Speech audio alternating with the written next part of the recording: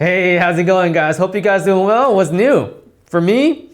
Yeah, this haircut. Yeah, I cut it all off, guys. So this is what I call smooth gimbal footage haircut. Makes me a little bit more aerodynamic as I split through the air. Just kidding, like it just saves me like 10 minutes a week. So anyways, we're not here to talk about my hair. We're here to talk about Crane 2S. Yeah, so I would say this is semi-long-term review because I had these units for about 2 months and I had several video shoots already, including a full wedding day. So I definitely want to talk about what I like about this gimbal along with what I don't like about this gimbal. And as usual, as I'm talking about the cons, I'm also going to talk about how to resolve those negative things also. And I want to compare with Weebill S because I'm getting a lot of questions. People are asking like, all right, which one should I get, say? And I'm kind of in the same predicament too. So do I switch to Crane 2S or do I keep Weebill S? So I want to try to help you guys in that decision, along with there might be a small surprise at the end of this video.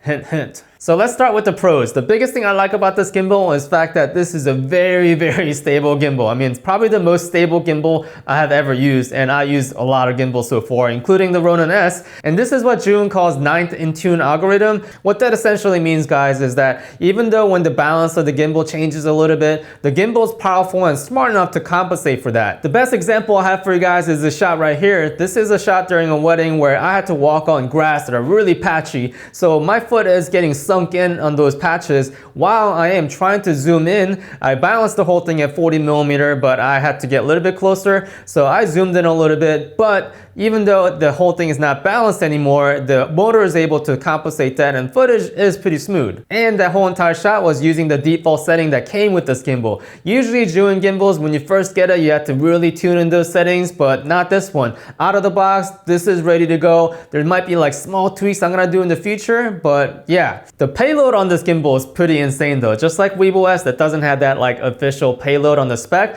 However, Zhiyun does provide like list of cameras that are compatible, and there's an interesting camera on there. So there's that Canon 1DX Mark II with Sigma 24-70 DG HSM 2.8. Yeah, that's a 2,550 gram setup, guys. That's about like 5.6 pounds, and that is insane. And the key word here is that it says it can be balanced at any focal length, and that is very important, guys. A lot of times the gimbal has pretty good payload specs, but it doesn't give you enough space so that your camera actually fits, not alone hit the back motor here. So this one, yeah, look at the size of this thing. I mean, like I could put like a turkey in there or like a Blackmagic Pocket Cinema camera. So you might be thinking at this point, all right, so it has a powerful motor, large camera space. So how is the battery life really? Because it's gonna drain the battery, right? Actually, no, it's pretty good. So on paper, this is 12-hour rated battery life on the gimbal. However, on a full day of wedding, which is 8 hours for me, I use this with the Sigma 24-70 DG DN lens, which is a huge lens for the front.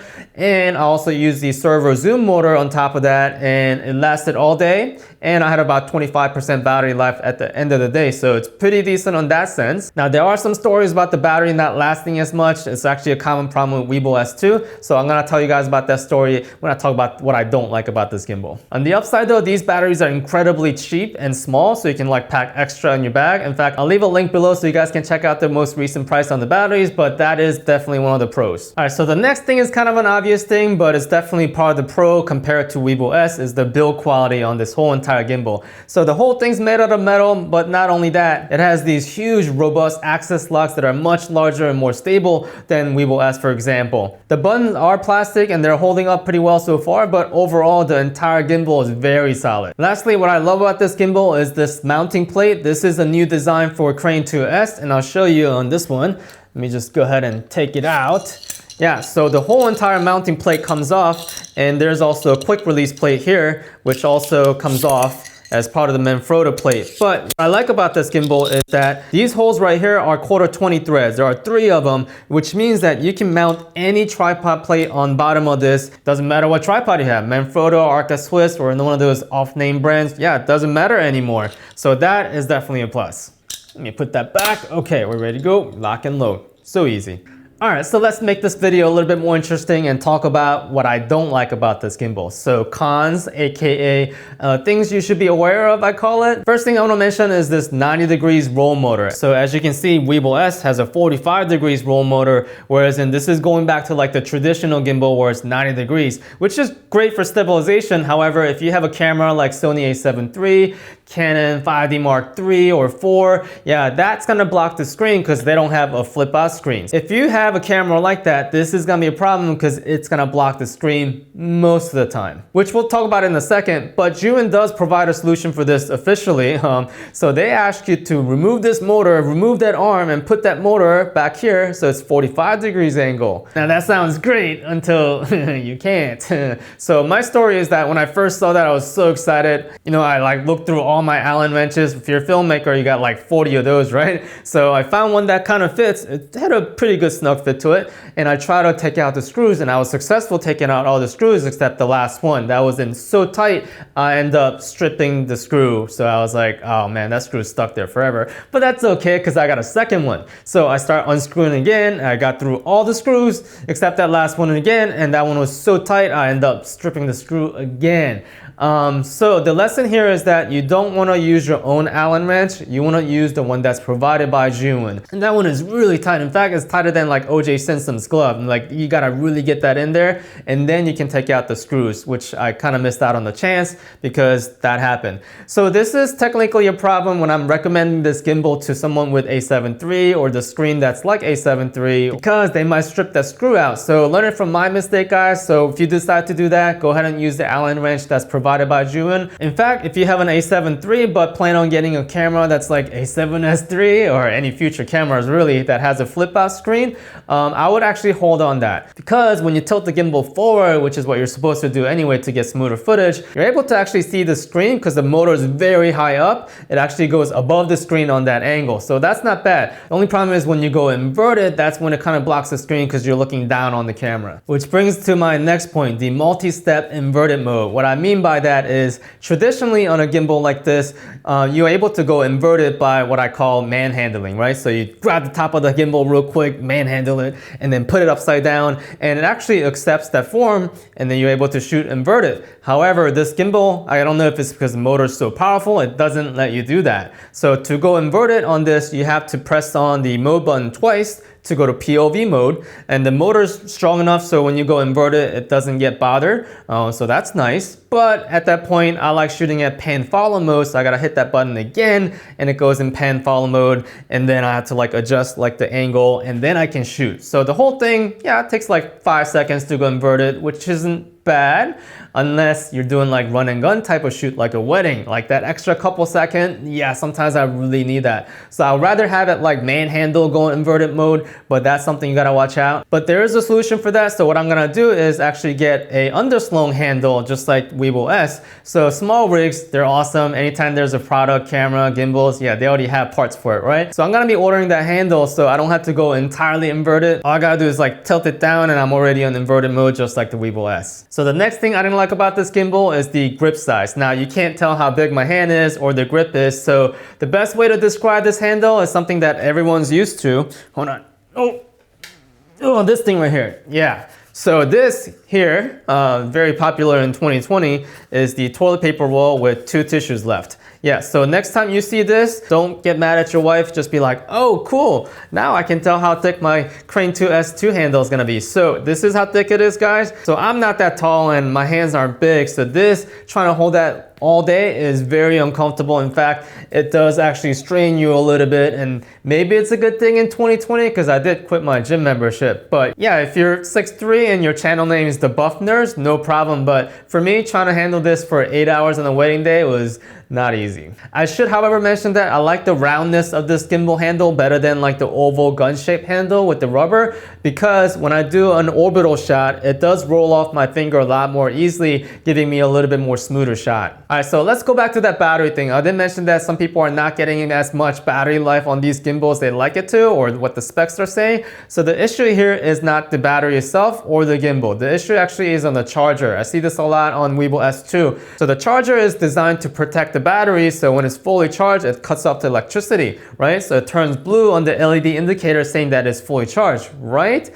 No, sometimes it's actually prematurely cutting it off. So what I usually do is when I see that blue light, I just swap the battery, and you'll notice that some of the batteries actually start charging again, showing indication red LED light. So if you feel like your gimbal is not lasting as long, definitely try that solution. It should work most of the time. All right, so the last con I have for you guys, it's kind of like a personal preference, but it's something you definitely should be aware of, is the fact that gimbal these days, especially these Zhiyun gimbals, they require you to register and activate the gimbal. You're like, what? So we're used to that at, like, you know, when you get your phone or you're like a drone, yeah, you expect those devices, you have to activate it and before you start to use it. Same thing with this now. So when you first turn on the gimbal, it actually doesn't turn on the motor. So you might be thinking, oh my goodness, my gimbal is dead, but that's actually not the case. So it will actually go on standby mode and you have to connect the app and you have to go in and create a login and then activate the gimbal, and then the gimbal is ready to go. Keep that in mind when you first get it. Give yourself enough time to do that before you go out on a shoot. And you might be wondering, like, okay, so if I activate it and log in with my login, can I sell the gimbal or give away a gimbal and someone else be able to use the app? And the answer is yes. I actually had to try this. The second person or the person you sold it to can actually connect using their own login and they won't have any issues connecting to this gimbal also. All right, so now let's talk about Weebill S. So I'm not gonna compare this like spec by spec because I definitely reviewed this to death. I'll put up some of the videos that I've done here, but the main difference here is really the size, obviously, the payload and the build quality. However, it's still hard to decide like which gimbal to get because the payload on a mirrorless cameras, yeah, this can handle quite a bit. But something I noticed right away by using Crane 2S is that, yeah, when you zoom in, a zoom lens like 24-70 at 70mm, this thing is so stable, guys. So here's my recommendation to you guys if you have a heavy mirrorless setup like Sony a7 III with possibly 24-70 GM, 24-70 Sigma, or 16-35 GM. Those are really heavy lenses, which Weebill S can easily handle. However, if you use the 70mm a lot more often, you want to go with Crane 2S. And if you want to use like the zoom motor and that's like your feature you really want to use, then you definitely want to use Crane 2S because Weebill S, yes, it can handle it, but if you're not careful with your step, you will see those up and down movements quite often. And sometimes at 70mm, I'm using this with Sony a7 III, sometimes the motor gives up at the front if I'm like really stepping hard. So yeah, and part of the reason I titled this video Crane 2S versus Weebill S, because I have to decide myself whether to use Crane 2S or the Weebill S during wedding shoots especially. And the solution I came up with actually is use both. So during the prep, I'm gonna use the Weebill S because, you know, those are usually tight space, which is good for Weebill S. And then once I get to the ceremony, I'm gonna film with Crane 2S to get the most stable footage. And probably into the first dance and the beginning part of the reception, I'll use Crane 2S. And when my arm gets tired, I'm gonna switch over to Weebill S. And that's gonna kind of give me like the best of the both worlds because this gimbal is very special, guys. So this is hard to ignore. This is still like my favorite gimbal technically because there's no other gimbal out there with this much payload, with this much cradle space, and the size of this thing is so tiny, and the whole entire thing is really designed for run and go. The biggest downside of Weebill S, I would say, is the axis lock, and this is the one thing that I hear the most problem with. People tell me when I chat online is that, yeah, this axis lock is not the strongest, so if you carry a heavy camera, which this supports, and you put it on there and you travel a long distance, just like chuck it in the back of your car, for example, yeah, that axis lock is gonna break most likely. So if you carry a camera on here, do be careful with that. If you're actually doing long distance traveling, then I would actually take the camera off and just lock the axis and then put it in the backpack. All right, to summarize, who is Crane 2S really for? So anybody who thinks stability is their absolute priority, yeah, this is the gimbal for you. Especially if you're shooting like short bursts of shoots like real estate where you don't want to use word stabilizer too much, you want to start with this one. And obviously if you have larger cameras like Blackmagic Pocket Cinema cameras or like Canon 1DX, R5 or even R6 with bigger RF lenses, this is going to be a better gimbal for you. Or you could do what I do and just use this as a second gimbal because the actual quick release plate, guys, is compatible with Weebill S. So it doesn't work other way around, but the Crane 2S plate does fit into Weebill S. So if you want to do an easy swap like in the middle of the day, this is a very compatible gimbal to each other. Which leads us to who is Weebill S for? So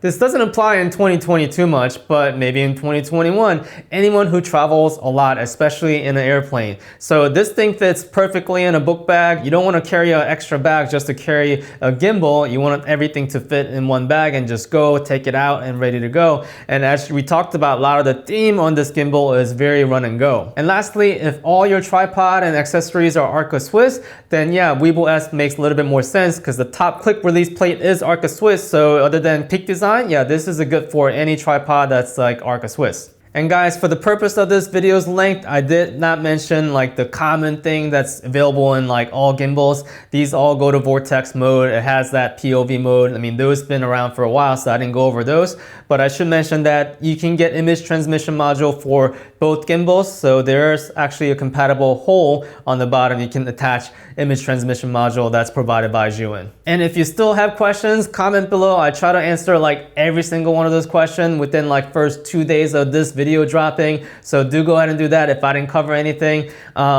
Let's do the giveaway. All right, so originally I was gonna do a Weebill Lab giveaway, but it doesn't really fit this video. So here is the giveaway. So I am giving away semi brand new, because as you know, all right, I'm so sorry guys. So if you get this giveaway, you're not gonna be able to change the motor from 90 degrees angle to 45 degrees angle. I ruined that for you. But at least you know that no one messed with all the cabling inside. So everything's intact just like this. All the cables and charger and little accessories are all in here. So this is a US only giveaway, guys. Unfortunately, my last giveaway was international, so it's US only this time because this thing is ginormous.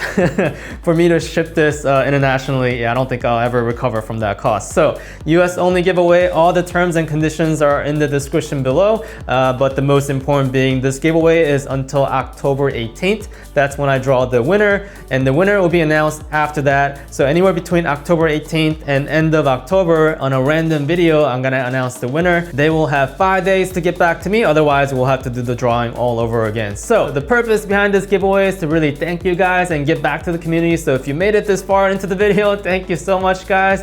Good luck everyone who enters the giveaway. Until next time, stay stable. Yeah, that's a new closing line I'm trying out. I don't know, what do you think? No? All right, later.